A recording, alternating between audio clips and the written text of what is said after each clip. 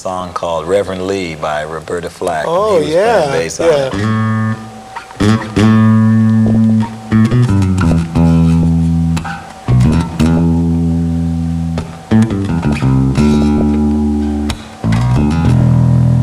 Hope he's not watching.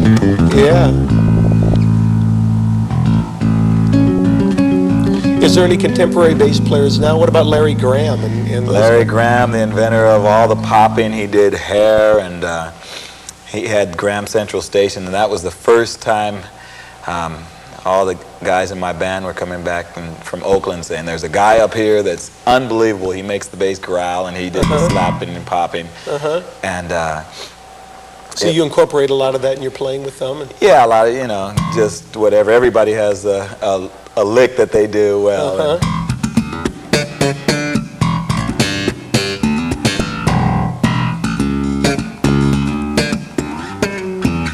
You know, whatever. And he was a big influence on bass players. Very big influence. Paul McCartney was a big influence.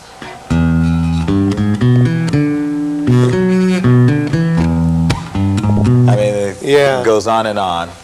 And I think just in the beginning, bass lines seemed to be a big part of a lot of records. I mean, they still are. If you can identify a record by the bass line, for instance, name that tune. Exactly. Yeah. Yeah. One of my favorite lines. Stand by me. Yeah, it's like a. Well, I think the bass line contributes and gives that hook to the song, like you said. Yeah. Well, so you obviously have a lot of band experience. You've learned a lot of tunes. You played. Where did you take it from there? How did you actually get into the studios in Los Angeles? A lot of people call and ask me, how do you break into the studio? There's two ways. Okay. One is with a crowbar. Okay, you break. Skaboosh. And one is through a lot of hard work, practice, and connections. One of the first things I did was, because I was very intrigued by studio, you know, and perfect kind of setting and having your instrument recorded in under perfect conditions. And what you do is find someone in your town or who's doing a lot of studio work and kind of get under their wing and say, sort of like a sponsor then. Exactly. Yeah. And I did just that with one of my friends in San Diego where I was raised. Yeah. And just call up and said, listen, I play bass and I'm kind of interested in breaking into this studio situation. And so you go and watch a couple times, see how they do it. It's a pretty valuable experience. You've got a pretty extensive rig too, as far as your equipment and your rack and everything, huh? Yes, I actually been working on a sound and rig for a long time, ever since playing the club days, and always trying to improve the quality of pickups and amplification. And now fortunate enough to be endorsed Yamaha equipment. I noticed this bass right here. Tell us a little bit about this. It's got your name on it, and it's got looks like a real.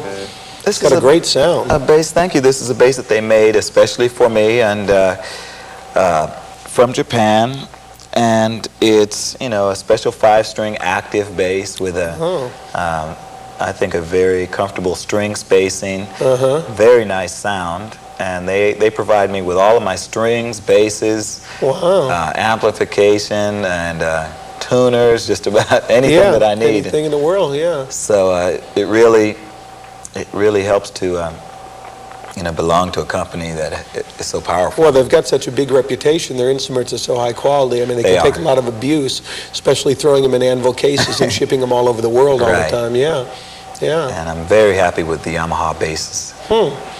Well, besides that, when you got, as far as auditioning, because you played with a lot of stars too, how did you end up at that point where you were going on the road with big stars? And what were some of the auditions like, and what would you recommend to players that are trying to get out there? Well, I would say it's a kind of long snowball effect. You look up and see somebody and you say, wow, I want to be there, and you aspire to be that, but you don't know how long that person has actually been out there trying to make it. And for instance, I can remember several auditions, some that I didn't make and some that I made. And it's heartbreaking when you don't make the audition, and sometimes you feel like hanging it up, but Interestingly enough, some of the groups that I auditioned for before I started working in the Los Angeles area and failed miserably at the audition, turned out to be good friends with them and make records with them later on. Yeah.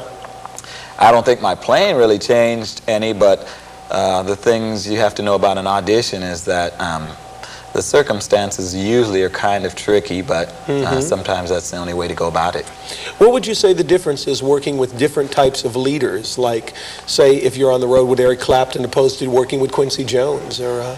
Well, I would say most of the more successful people that I have worked with have been really great guys to work with. And for instance, working with Al Jarreau, I would play certain things that weren't on the record, and he really loved that, you know. Yeah, and he liked something different, whereas other artists, they wanted exactly like the record.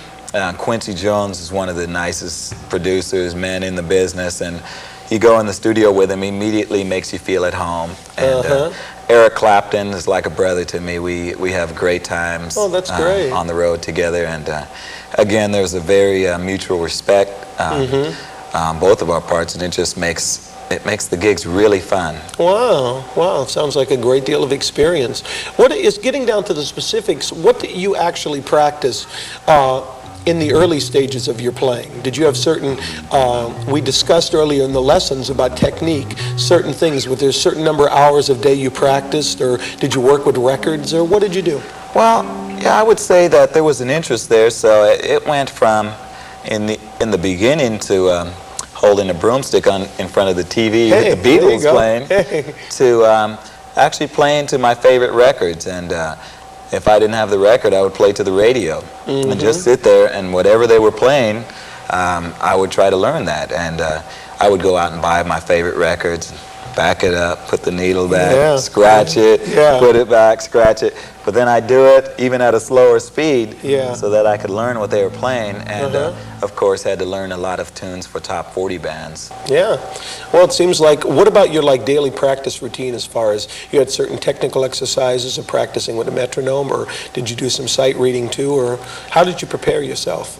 Well, I was fortunate enough to be involved in a lot of school bands, a stage band, and actually even marching band, and things that forced me to play and read every day. So it was a built-in kind of practice schedule, because there was music that I had to take home and learn.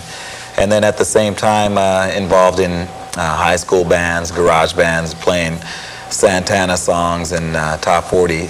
So it was a combination of reading during the day and then going home and practicing with the radio and records.